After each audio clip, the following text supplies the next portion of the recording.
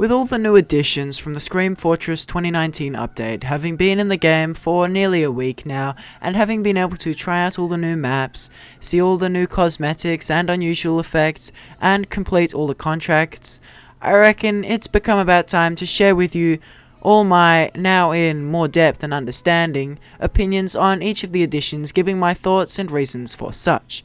Naturally, your thoughts on a hat or map may differ, and if that is the case, I invite you gladly to share them in the comments section below. But without further ado, I give you Scream Fortress 11, an update in review. Let's start with the biggest, and in my eyes, most important addition to any Scream Fortress event. This being the maps. If the new maps are bad, the content of the update does feel very dry, as there is little else large that is added. But I'm happy to say that the maps this year have been at least decent, starting with King of the Hill Laughter. This map is my least favourite of the two, and I'll explain why in just a second. But I'd firstly like to say that the aesthetics and overall theme of the map has been nailed to quite a nice level. The carnival theme with the crocodile pit and tunnel of love is quite the nice touch, adding an environmental hazard and a flanking route, creating more depth to the map and a less clusterfucky central fight in my experiences. However, this map has been the butt of multiple exploits, including, but not limited to, being able to build in said crocodile pit and spam the bell sound while jumping up and down as the scout, in the trip tunnel as I like to call it. Overall, it's a nice map with a solid aesthetic and layout, but maybe a little on the smaller side in regards to even Koth maps, but still playable, at least when no one is exploiting. Secondly, we have the new payload map, Precipice. I find this map to be more enjoyable of the two, go figure.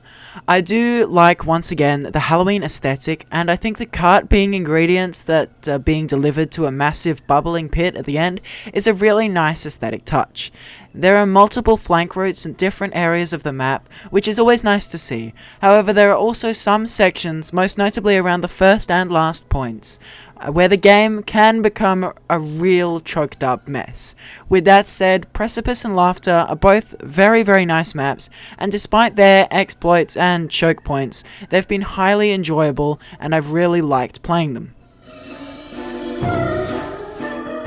There were also 5 new Halloween exclusive cosmetics added in this update, and I will now give a brief idea of what I think of each of them, although I will say quickly that on the whole, they were quite a nice set. The Remorseless Raptor and Wild Whip I've put into one because they have the same comment. It's a really nice gradient and application of colours, which I can really appreciate, but it would be greatly improved by a third styled cosmetic like some claws or feet. I'm sure that would definitely be possible in a future update, Valve. So, the Pyro Shark, they finally added it. Good and fucking properly. It's actually beautiful. And it has some whack-ass fuck clipping with hats. Like, I noticed on the Chrome's Dome, there's like a airspace between the shark and the hat, so that's kind of cursed, I suppose. The engineer is fucking adorable. Changed my mind. Those cheeks are gorgeous. The Avion Amante is almost as sexy and smooth as the spy himself, and I don't know why they made it a crow. Don't know what context that has with spy. Maybe it's because there are lots of crows in front, I don't know, but it looks sexy and it looks cool and I like it. So now with all the Halloween restricted items that were added out of the way, and all you bird fetish people sedated, let's head into our very spooky spoils of this year.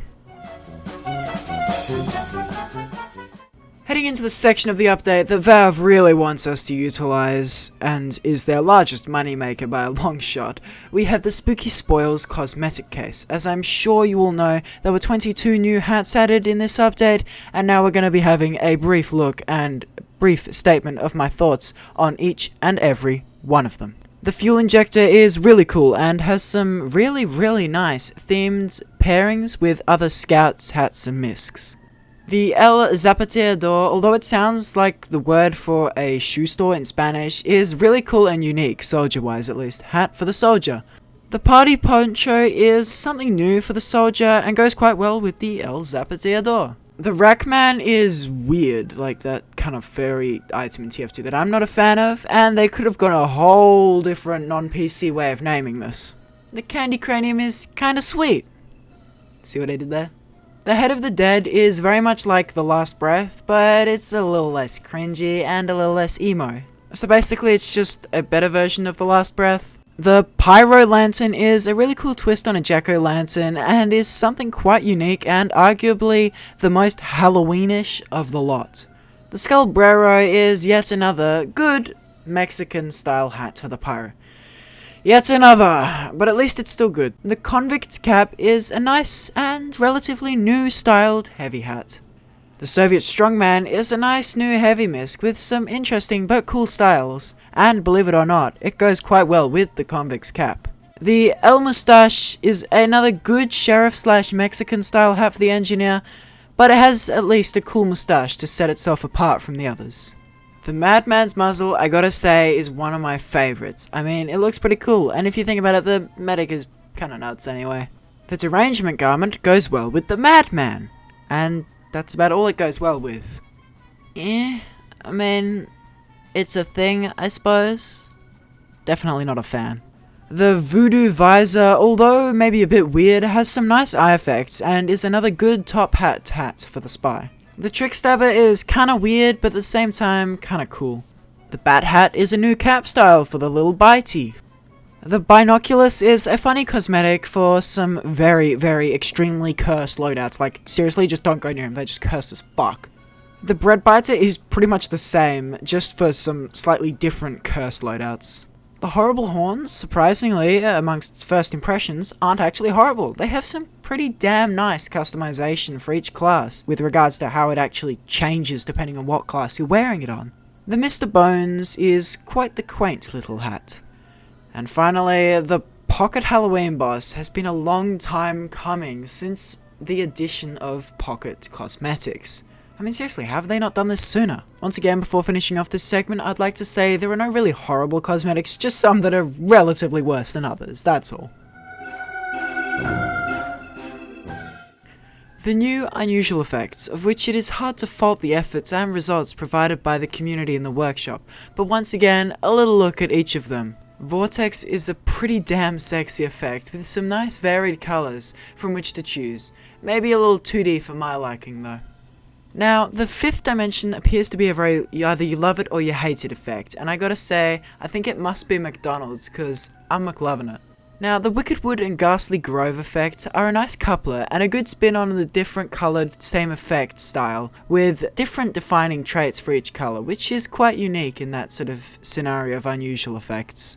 The Twisted Radiance effects comes in 3 different colours and is the sexiest of the hat unusuals by a solid shot in my opinion. I really like the different colours. Purple's probably my favourite now, but they're all really cool. It's a very nice sort of either frost or sort of murky type of effect. I know I've gone on about this one for a while in comparison to the others, but it really is my favourite.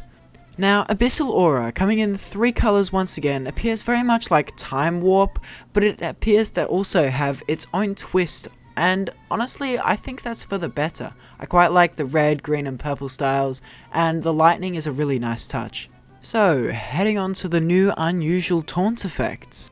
Nether Void is pretty cool, but nothing amazing in my opinion. I do like the particles that come out of it though, and the design is pretty nice. Static Mist is one of my favoured effects as it covers the whole player, but in combination with some taunts such as the Yeti Smash, it really is just hardly noticeable. Now, Terrifying Thunder comes in 3 colours once again, with different names, and it looks sexiest in purple in my opinion, but hey, I'm cool with getting the white one I guess. And finally, Arcane Halation is a really, really nice transposition of the spell hat unusual we all know and love. Definitely my favourite, as it really does stand out a lot when you're using it. Comes in 2 different colours as well. Green and gold. Aussie national sports team colours. You know, there's a bit of bias involved here. Now, onto the newly added contracts. I mean, there's not really all that much to talk about here, is they just sort of added the ones from last year, but it is fun to give you something to do and aim towards in games, but I will say the Pumpkin Bomb kills, definitely the hardest out of all of them. So, in review, the Halloween update for 2019, or as we know it, Scream Fortress 11, has seen a large pool of quite nice additions in the form of maps, unusual effects, and cosmetics, although it's not the heavy update. by a long shot. It's enough to tide me over with the game for now. Once again guys, this was all my opinion and I would love to hear yours in the comments below.